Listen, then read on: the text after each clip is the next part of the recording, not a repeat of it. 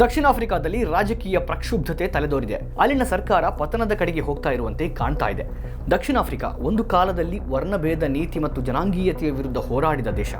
ಅದರ ನಾಯಕ Nelson Mandela 27 ವರ್ಷಗಳ ಕಾಲ ಜೈಲಿನಲ್ಲಿ ಕಳೆದರು ಮತ್ತು ನಂತರ ದೇಶದ ಮೊದಲ ಪ್ರಜಾಸತ್ತಾತ್ಮಕವಾಗಿ ಆಯ್ಕೆಯಾದ ಅಧ್ಯಕ್ಷರಾದರು. 2008ರವರೆಗೂ ಮಂಡೇಲಾ ಅವರನ್ನ ಅಮೆರಿಕ ಭಯೋತ್ಪಾದಕ ಎಂಬಂತೆ ನೋಡಿತ್ತು. ಅವರ ರಾಜಕೀಯ ಪಕ್ಷವಾದ ಆಫ್ರಿಕನ್ ನ್ಯಾಷನಲ್ ಕಾಂಗ್ರೆಸ್ ಅನ್ನ ಅಮೆರಿಕದಲ್ಲಿ ಭಯೋತ್ಪಾದಕ ಸಂಘಟನೆ ಎಂದು ಪರಿಗಣಿಸಲಾಗಿತ್ತು. ಯಾಕೆಂದರೆ ಅದು ವರ್ಣಭೇದ ನೀತಿ ವಿರುದ್ಧ ಸಶಸ್ತ್ರ ಹೋರಾಟವನ್ನು ಪ್ರಾರಂಭಿಸಿತ್ತು.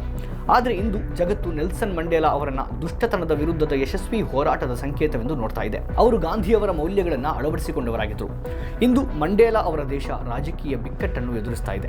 ಆಫ್ರಿಕನ್ ನ್ಯಾಷನಲ್ ಕಾಂಗ್ರೆಸ್ ಅಧಿಕಾರದಲ್ಲಿದ್ದರೂ ದಕ್ಷಿಣ ಆಫ್ರಿಕಾದ ಅಧ್ಯಕ್ಷ ಸಿರಿಲ್ ರಾಮಫೋಸಾ ಅವರನ್ನ ಅಧಿಕಾರದಿಂದ ತೆಗೆದುಹಾಕಲು ಸಿದ್ಧತೆಗಳು ನಡೀತಾ ಇವೆ. ಅವರ ವಿರುದ್ಧ ಸಂಸತ್ತಿನಲ್ಲಿ ದೋಷಾರೋಪಣೆ ಮಾಡಲಾಗ್ತಾ ಇದೆ. ಭೂಮಿ ಮತ್ತು ಹಣದ ವಿಷಯಕ್ಕೆ ರಾಮಫೋಸಾ ವಿರುದ್ಧದ ತನಿಖೆ 2002ರಲ್ಲಿ ಪ್ರಾರಂಭವಾಯಿತು. ಆದರೆ ಸಂಸತ್ತು ಅದನ್ನು ಸ್ಥಗಿತಗೊಳಿಸಿತು. ಈಗ ದೇಶದ ಸಾಂವಿಧಾನಿಕ ನ್ಯಾಯಾಲಯ ಮತ್ತೆ ತನಿಖೆಗೆ ಆದೇಶ ಕೊಟ್ಟಿದೆ. ದಕ್ಷಿಣ ಆಫ್ರಿಕಾದಲ್ಲಿ ಒಂದು ಕಾಲದಲ್ಲಿ ಅಧಿಕಾರ ಬಿಳಿಯರ ಕೈಯಲ್ಲಿತ್ತು. ಕರಿಯರು ಮತ್ತು ಬಿಳಿಯರಿಗೆ ಕಾನೂನುಗಳನ್ನು ಪ್ರತ್ಯೇಕಿಸುವ ಒಂದು ವ್ಯವಸ್ಥೆ ಅಸ್ತಿತ್ವದಲ್ಲಿತ್ತು. ಶಿಕ್ಷಣ, ಉದ್ಯೋಗ ಮತ್ತು ವಸತಿ ಕೂಡ ಕರಿಯರು ಮತ್ತು ಬಿಳಿಯರಿಗೆ ಪ್ರತ್ಯೇಕವಾಗಿದ್ವು. ಸಂಸತ್ತಿನಿಂದ ಪೊಲೀಸ್ ಮತ್ತು ನ್ಯಾಯಾಲಯಗಳವರೆಗೆ ಸರ್ಕಾರ ಸಂಪೂರ್ಣವಾಗಿ ಬಿಳಿಯರ ಆಜ್ಞೆಯಂತೆ ಕೆಲಸ ಮಾಡ್ತಾ ಇತ್ತು. ಜನಾಂಗದ ಪ್ರಕಾರ ವರ್ಗೀಕರಿಸುವ ಕಾನೂನುಗಳನ್ನು ಜಾರಿಗೆ ತರಲಾಯಿತು. ಕಪ್ಪು ಆಫ್ರಿಕನ್ನರನ್ನ ನಗರಗಳಿಂದ ದೂರ ನಿರ್ಮಿಸಲಾದ ಪಟ್ಟಣಗಳಿಗೆ ತರಲಾಯಿತು. ಜೋಹಾನ್ಸ್ಬರ್ಗ್ನಂತಹ ಪ್ರಮುಖ ನಗರಗಳಲ್ಲಿ ಬಿಳಿಯರು ನೆಲೆಸ್ತಾ ಇದ್ರು.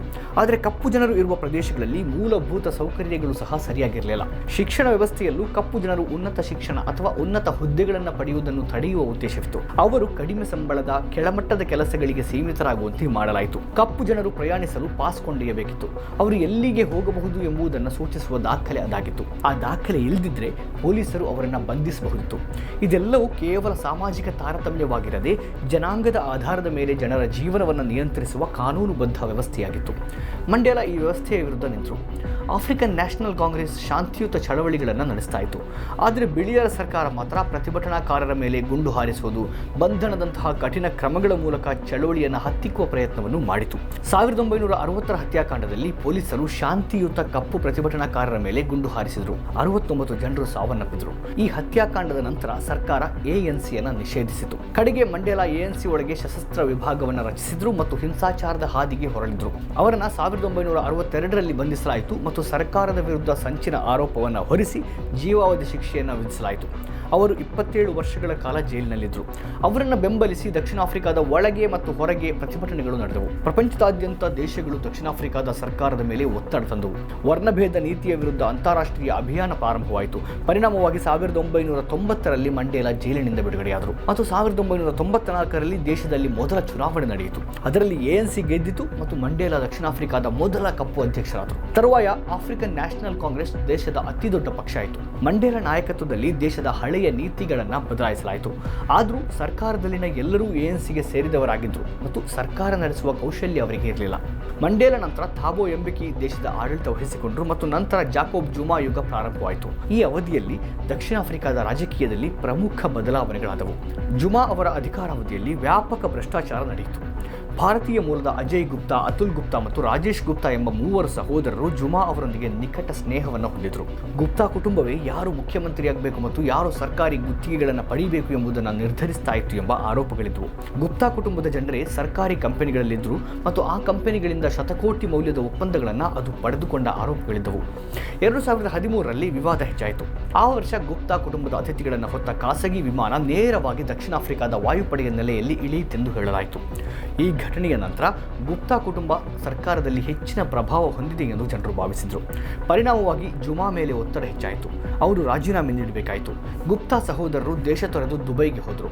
ಇಂದಿಗೂ ಈ ಪ್ರಕರಣವನ್ನು ದಕ್ಷಿಣ ಆಫ್ರಿಕಾದ ಅತಿ ದೊಡ್ಡ ಭ್ರಷ್ಟಾಚಾರ ಹಗರಣಗಳಲ್ಲಿ ಒಂದೆಂದು ಪರಿಗಣಿಸಲಾಗಿದೆ. ಇದರ ನಂತರ ಸಾರ್ವಜನಿಕ ನಂಬಿಕೆ ಕ್ರಮೇಣ ಕ್ಷೀಣಿಸಿತು ಮತ್ತು ಸರ್ಕಾರದೊಳಗೆ ಒಡಕು ಹೆಚ್ಚಿತು. ಒಂದು ಕಡೆ ಮಂಡೇಲಾ ಅವರ ಪರಂಪರೆ ಮತ್ತು ಹಳೆಯ ಸಿದ್ಧಾಂತವನ್ನು ನೆನಪಿಸುವ ಹಳೆಯ ನಾಯಕರಿದ್ದರು. ಇನ್ನೊಂದು ಕಡೆ ಹೊಸ ನಾಯಕರು ಅಧಿಕಾರ ಉಳಿಸಿಕೊಳ್ಳುವಲ್ಲಿ ನಿರತರಾಗಿದ್ದರು. ನಿರುದ್ಯೋಗ, ಹಣದುಬ್ಬರ ಮತ್ತು ಅಪರಾಧದಂತಹ ಸಮಸ್ಯೆಗಳು ಹೆಚ್ಚತೊಡಗಿದವು. ಇದು ಸರ್ಕಾರದ ಇಮೇಜ್ ಅನ್ನು ಹಾಳು ಮಾಡಿತು. ಜುಮಾ ಅವರ ಪತನದ ನಂತರ ರಾಮಫೋಸಾ ಅಧಿಕಾರ ವಹಿಸಿಕೊಂಡಾಗ ಜನರು ಮತ್ತೊಮ್ಮೆ ಪರಿಸ್ಥಿತಿ ಸುಧಾರಿಸಬಹುದು ಅಂತ ನಂಬಿದ್ರು. 2017ರಲ್ಲಿ ಅವರು ಎಎನ್ಸಿಯ ಅಧ್ಯಕ್ಷರಾದರು. ಫೆಬ್ರವರಿ 2018ರಲ್ಲಿ ಚುನಾವಣೆಗಳು ನಡೆದಾಗ ಎಎನ್ಸಿಯಿಂದ ರಾಮಫೋಸಾ ಗೆದ್ದರು. ಜುಮಾ ಯುಗದಲ್ಲಿ ಭ್ರಷ್ಟಾಚಾರ ಆರೋಪ ಹೊತ್ತಿರುವ ಹಲವಾರು ಹಿರಿಯ ಅಧಿಕಾರಿಗಳನ್ನು ಅವರು ಸರ್ಕಾರಿ ಕಂಪನಿಗಳಿಂದ ತೆಗೆದುಹಾಕಿದರು. ರಾಮಫೋಸಾ ವಿದೇಶಿ ಹೂಡಿಕೆಯನ್ನು ಸಹ ತಂದರು. ಕೋವಿಡ್ನ ಆರಂಭಿಕ ತಿಂಗಳುಗಳಲ್ಲಿ ಅವರ ಉತ್ತಮ ಕೆಲಸ ಕೆಲಸದಿಂದಾಗಿ ಅಂತಾರಾಷ್ಟ್ರೀಯ ಮಾಧ್ಯಮಗಳಲ್ಲಿ ಸುದ್ದಿಯಾದರು.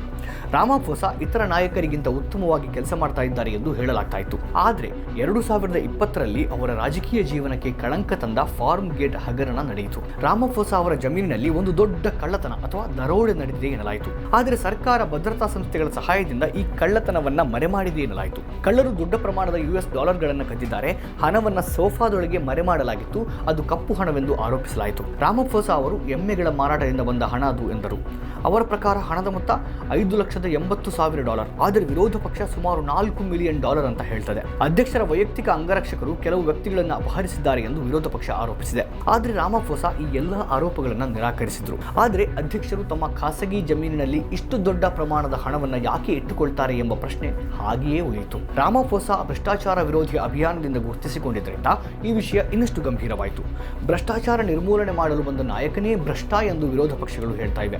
2022ರ ಕೊನೆಯಲ್ಲಿ ದಕ್ಷಿಣ ಆಫ್ರಿಕಾದ ಸಂಸತ್ತಿನ ಸ್ವತಂತ್ರ ಸಮಿತಿ ಅಧ್ಯಕ್ಷರ ವಿರುದ್ಧ ಪ್ರಾಥಮಿಕ ತನಿಖೆಯನ್ನು ಪ್ರಾರಂಭಿಸಲು ಸಾಕಷ್ಟು ಆಧಾರಗಳಿವೆ ಅಂತ ಹೇಳಿತು. ANC ಒಳಗೆ ಒತ್ತಡ ಹೆಚ್ಚಾಯಿತು ಮತ್ತು ದೋಷಾರೋಪಣೆಗೆ ಸಿದ್ಧತೆಗಳು ನಡೀತಾ ಇದ್ವು. ANC ಅಂತಿಮವಾಗಿ ತನ್ನ ಸಂಸದೀಯ ಬಹುಮತ ಬಳಸಿಕೊಂಡು ರಾಮಾಫೋಸಾ ಅವರನ್ನ ದೋಷಾರೋಪಣೆಯಿಂದ ತಪ್ಪಿಸಿತು. ಆದರೆ ವಿರೋಧ ಪಕ್ಷ ನ್ಯಾಯಾಲಯದ ಮೆಟ್ಟಿಲೇರಿತು ಮತ್ತು ಈಗ 2026ರಲ್ಲಿ ದಕ್ಷಿಣ ಆಫ್ರಿಕಾದ ಸಾಂವಿಧಾನಿಕ ನ್ಯಾಯಾಲಯ ಮರು ತನಿಖೆಗೆ ಆದೇಶ ನೀಡಿದೆ. ಸಂಸತ್ತಿನ ಸ್ಪೀಕರ್ ಕೂಡ ರಾಮಾಫೋಸಾ ವಿರುದ್ಧ ಮತ್ತೊಮ್ಮೆ ದೋಷಾರೋಪಣೆ ಮುಂದುವರಿಸುವುದಾಗಿ ಹೇಳಿದ್ದಾರೆ. ವಿರೋಧ ಪಕ್ಷಕ್ಕೆ ಅಗತ್ಯವಾದ ಮತಗಳ ಕೊರತೆ ಇರುವುದರಿಂದ ಈ ದೋಷಾರೋಪಣೆ ಪ್ರಯತ್ನ ಯಶಸ್ವಿಯಾಗುವ ಸಾಧ್ಯತೆ ಇಲ್ಲ ಅಂತ ತಜ್ಞರು ಹೇಳ್ತಾರೆ.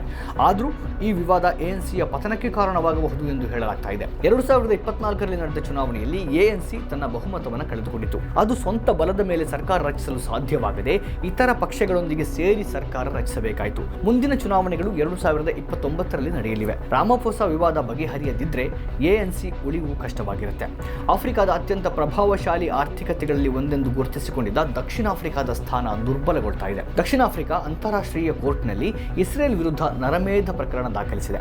ಇಸ್ರೇಲ್ ಅನ್ನು ವಿರೋಧಿಸಿದರೆ US ತಿರುಗಿ ಬೀಳುತ್ತದೆ ಎಂಬ ಬೆದರಿಕೆ ಇರುವಾಗಲೂ ದಕ್ಷಿಣ ಆಫ್ರಿಕಾ ತೆಗೆದುಕೊಂಡ ದೃಢವಾದ ನಿಲುವು ಅದು. ಆದರೆ ಅಂತಹ ಸರ್ಕಾರ ಈಗ ಭ್ರಷ್ಟಾಚಾರದ ಆರೋಪ ಹೊತ್ತು ದುರ್ಬಲಗೊಂಡಿದೆ.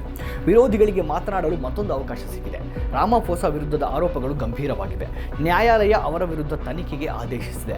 ಆದರೆ ಇದರಿಂದ ರಾಮಾಫೋಸಾ ಅವರ ಅಧ್ಯಕ್ಷ ಸ್ಥಾನಕ್ಕೇನು ಬೆದರಿಕೆ ಇಲ್ಲ. ದಕ್ಷಿಣ ಆಫ್ರಿಕಾದಲ್ಲಿ ಅಧ್ಯಕ್ಷರನ್ನು ತೆಗೆದುಹಾಕಲು ಸಂಸತ್ತಿನಲ್ಲಿ 3/2 ಬಹುಮತದ ಅಗತ್ಯವಿದೆ. 2024ರ ಚುನಾವಣೆಯಲ್ಲಿ ANC ತನ್ನ ಸಂಪೂರ್ಣ ಬಹುಮತ ಕಳೆದುಕೊಂಡಿದ್ದರೂ ರಾಮಾಫೋಸಾ ಅವರನ್ನು ಉಳಿಸಲು ಅದು ಇನ್ನೂ ಸಾಕಷ್ಟು ದೊಡ್ಡ ಬಲ ಹೊಂದಿದೆ. ಅಲ್ಲದೆ ಸಮ್ಮಿಶ್ರ ಸರ್ಕಾರ ಪ್ರಸ್ತುತ ಅಧಿಕಾರದಲ್ಲಿದ್ದು ಮಿತ್ರ ಪಕ್ಷಗಳು ಒಗ್ಗಟ್ಟಾಗಿವೆ ಎನ್ನಲಾಗ್ತಾ ಇದೆ. ಆದರೂ ಬೆದರಿಕೆಯೇ ಇಲ್ಲ ಎನ್ನಲು ಸಾಧ್ಯವಿಲ್ಲ.